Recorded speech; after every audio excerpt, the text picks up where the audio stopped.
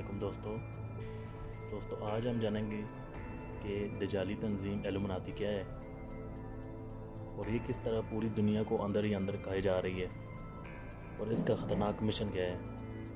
دوستو ایلومناتی شیطان کو خدا ماننے والی خفیہ سوسائٹی ہے جس کے مشن کا اندازہ اس کے نام سے ہی ہو رہا ہے اور کس طرح سے لوگ دنیا بھر میں بدی پھیلانا چاہتے ہیں، کون سے لوگ اس کی پیروی کرتے ہیں۔ دنیا میں بہت طرح کی سازشیں ہمیشہ اسلام کے خلاف ہوتی رہتی ہیں، یہ تو ماننا پڑے گا۔ اسلام کا جب سے وجود ہے اس کے دشمنوں کا بھی وجود ہے۔ ہر دور میں اس کے دشمن الگ الگ روپ میں پائے جاتے رہے، کبھی ابلیس کی شکل میں تو کبھی فرعون، نمرود اور کبھی موجودہ دور کے جدید فرعونوں کی شکل میں۔ دوستو آج انسانیت کا ایک نیا دشمن ہمارے آگے سر اٹھائے کھڑا ہے، اس کا نام ہے ایلومناتی، یعنی ایک خفیہ معاشرہ جس پر اگر یقین کر لیا جائے تو آج پوری دنیا اس کی گرفت میں ہے۔ ان کا مقصد پوری دنیا پر قبضہ کرنا ہے اور اپنے مقصد کے لیے وہ ہر حد کو پار کرنے کو بھی تیار ہیں۔ ارادتاً جنگ کرنے کے لیے اس گروپ نے دنیا کی بہت سے ملکوں میں ہزاروں کی تعداد میں بنکر بنائے ہیں تاکہ ناگہانی صورت میں ان کا سہارا لیا جا سکے۔ ایسے بنکر امریکہ، برازیل اور چین میں موجود ہیں جن کا استعمال کسی ناگہانی صورت میں ہونا ہے۔ ایک بنکر میں کم سے کم 5000 لوگوں کے لیے 10 سال تک رہنے کی ہر طرح کی سہولتیں موجود ہیں۔ اس طرح کے زیادہ تر بنکر برازیل میں ہیں۔ دوستو دنیا کی جن عظیم ہستیوں کو ان میں رکھا گیا ہے ان میں Abraham Lincoln, Saddam Hussein, Leon Trotsky قابل ذکر ہے۔ ویسے تو اس تنظیم کی بہت سی نشانیاں ہیں مگر ان میں سب سے عام مصر میں بنی فرعونہ کی پیرامڈز کی تصویر ہے جس کے درمیان ایک آنکھ ہے۔ اس ایک آنکھ کا تعلق امریکہ کی کسی ثقافت سے نہیں مگر وہاں کی $1 پہ یہ تصویر آپ کو دکھ جائے گی۔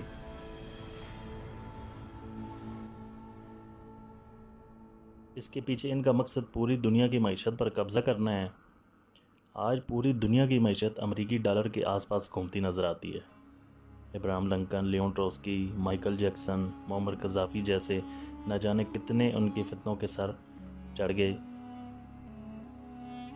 امریکہ کا ہر صدر ان کی مرضی سے بنتا ہے۔ دوستو اس سیکرٹ سوسائٹی کی بنیاد البرٹ نامی ایک شخص نے رکھی۔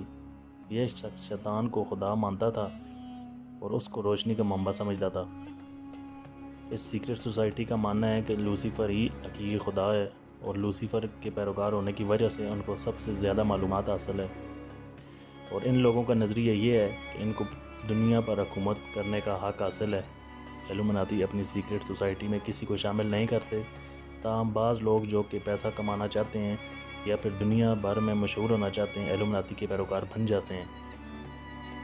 یہ لوگ ہر برے کام کو اچھا بنا کر پیش کرتے ہیں اور اس سوسائٹی کے رکن عام لوگوں کی برین پروگرامنگ کرتے ہیں۔ عالمی شہرت یافتہ کئی گلوکار و فنکاروں کے بارے میں مانا جاتا ہے کہ وہ بھی اس سیکرٹ سوسائٹی کے ممبر ہیں۔ ان میں لیڈی گاگا، مائیکل جیکسن اور کئی بالی ووڈ فنکاروں کے بارے میں شبہ کا اظہار کیا جاتا ہے۔ حتیٰ کہ پاکستانی میڈیا میں بھی شیطان کے پوجنے یا اس کی پرستش کرنے والے اداروں کی موجودگی کے شبہ کا اظہار کیا جاتا ہے۔ ایک خاص انٹرویو میں ایک امیر بزنس مین سے سوال پوچھا گیا کہ آپ ایک عام انسان سے ایلومناتی کیسے بن گئے؟ اس نے جواب دیا کہ ہم ایلیٹ کلاس کی گرینڈ پارٹیز منعقد ہوتی رہتی ہیں، ان میں شیطان کے ماننے اور پوجا کرنے والے بھی بہت سے لوگ آتے رہتے ہیں۔ دوستو مزید گفتگو کرتے ہوئے اس نے یہ بھی کہا کہ ایک دفعہ ایسے ہی ایک پارٹی میں ایک عورت نے مجھے اور میرے دوست کو گروپ جوائن کرنے کی دعوت دی، ساتھ ہی اس نے ہمیں بہت پاور ملنے کا بھی وعدہ کیا۔ اس کے دوست نے کہا کہ میں تمہاری بات کیسے مان لوں؟ ہاں اگر تم میرے ایک دوست سے میری بات کرا دو جو مر چکا ہے تو میں مان لوں گا۔ اس عورت نے کچھ پڑھا اور اچانک ایک غیبی آواز نے اس کی مردہ دوست کی آواز میں کلام کیا اور یوں وہ بھی اس گروپ میں شامل ہو گئے۔ دوستو وہ آواز اس کے دوست کی نہیں بلکہ شیطان کی تھی، لیکن وہ دونوں دھوکہ کھا گئے، بالکل ایسے ہی جیسے دجال بھی کرے گا مردوں کو زندہ کر کے۔ دوستو اب پاکستان میں بھی ایلومناتی موویز بنانا شروع کر دیے ہیں۔ پاکستانی عوام پہلے ہی چاہتی تھی کہ ہالی ووڈ اور بالی ووڈ جیسی فلمیں پاکستان میں بنیں، یہ سوچے سمجھے بغیر کہ اس کا امپیکٹ کیا ہوگا۔ 21 دسمبر 2018 کو دی لیجنڈ آف مولا جٹ کا ٹریلر ریلیز کیا گیا ہے جو کہ 1979 کی سلطان رائی کی اس وقت کی مشہور ترین فلم کا ریمیک ہے۔ اس فلم کا پوسٹر 27 فروری 2015 میں ہی ریلیز کر دیا گیا تھا مگر اس کا ٹریلر 4 سال بعد ریلیز کیا گیا۔ یہ فلم بلال لاشاری نام ینگ ڈائریکٹر نے بنائی جو امریکہ سے اس کی تربیت لے کر آیا ہے۔ اس کے ساتھ ایلومناتی کی ایک امریکی کمپنی انسائکلومیڈیا نے بھی مل کر انویسٹمنٹ کی ہے، جو کہ علی عظمت مشہور سنگر کی بات کے یقین دلاتی ہے کہ پاکستانی میڈیا میں ایلومناتی نے $50 بلین کی انویسٹمنٹ کی ہے۔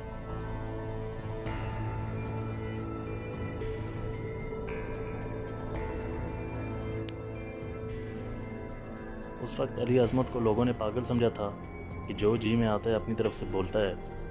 اس کے علاوہ اس فلم کے ڈائریکٹر بلال لاشاری نے academy of fine art university California سے bachelor of fine arts in motion pictures and television کو 2018 میں مکمل کیا تھا۔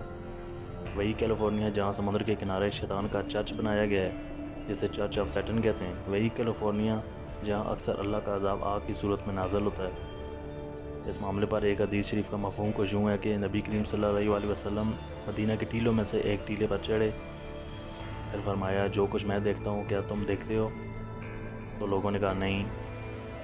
تو نبی کریم صلی اللہ علیہ وسلم نے فرمایا میں فتنوں کو دیکھتا ہوں کہ وہ بارش کے قطروں کی طرح تمہارے گھر میں داخل ہو رہے ہیں۔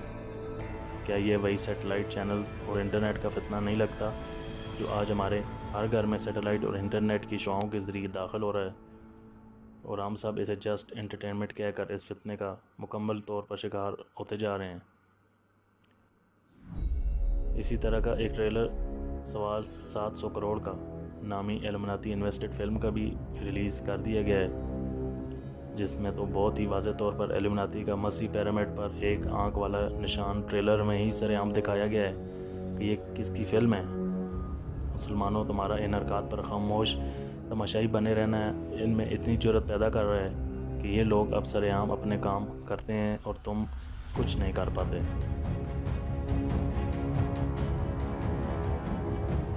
دوستو، پاکستانی فلم انڈسٹری مکمل طور پر ایلومناتی کے کنٹرول میں آ چکی ہے۔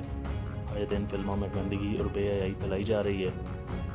ایلومناتی اور فری میسن تنظیمیں براہ راست اپنی شیطانی قوتوں سے رہنمائی لیتی ہیں اور دنیا بھر سے لوگ محض دولت، شہرت اور اقتدار کے لیے ان کے چنگل میں پھنس کر دجال کا راستہ ہموار کرتے ہیں۔ IMF اور ورلڈ بینک سمیت تمام عالمی مالیاتی اداروں پر انہی کا قبضہ ہے۔ دنیا بھر کے حکمران انہی کی ڈکٹیشن پر پالیسیاں بنا کر دجال کے جھنڈے کو آگے بڑھا رہے ہیں اور اس کی عالمی حکومت کا راستہ ہموار کر رہے ہیں۔ تو وہی کام ہم سب بھی کسی نہ کسی صورت بالواسطہ یا بلا واسطہ کر رہے ہیں۔ اگر کوئی کسر رہ گئی ہے تو وہ صرف دجال کے ظاہر ہونے کی ہے۔ دوستو، ان حالات میں بحیثیت مسلمان ہمیں اپنا گہرا جائزہ لینے کی ضرورت ہے کہ اس وقت ہم کون سے کیمپ میں کھڑے ہیں، دجال کے کیمپ میں یا پھر اللہ اور اس کے رسول کے کیمپ میں۔ دوستو، اللہ تعالی ہم سب کو اس دجالی فتنے کو سمجھنے اور اس سے بچنے کی توفیق عطا فرمائے۔